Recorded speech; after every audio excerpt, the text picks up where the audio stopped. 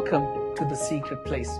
This week, our topic is entitled, Letting Go of Distractions.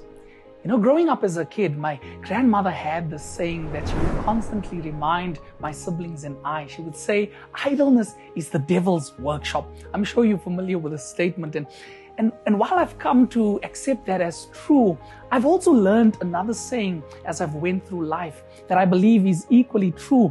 And it goes the following way. If the devil can't make you sin, he'll keep you busy. Let that sink in for a moment.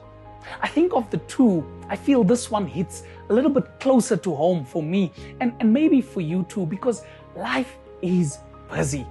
But the Bible tells us something about busyness. It reminds us of a story of a lady called Martha, who, having received Jesus and his disciples as guests, had so much preparation to do to welcome them, to feed them. But interestingly enough, the Bible calls all of those preparations distractions.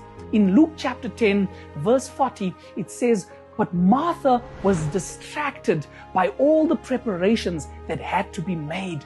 And at some point in that experience, she gets aggrieved, frustrated that her sister is not helping out. And so she goes to Jesus in verse 41 and says, "Lord, don't you care that my sister has left me to do all the work by myself? Tell her to come and help me." But Jesus politely responds in the following way in verse 42. He says, "But you are worried and concerned about many things, Martha. Only one thing is needed. And Mary has chosen what is better, and it will not be taken away from her." I love the simplicity of what Jesus is saying to Martha here and to you and I today, is that distractions are something that takes us away from what matters most. And importantly, distractions may not always be wrong. It may be necessary, it may be good things, but they are just powerful enough to take the place of what is right.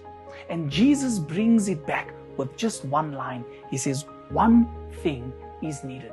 Not 10, not everything, one thing. You see, you and I can fill our lives with good things, important things, but still not have space for what matters most. And that is what Jesus is talking to us about today.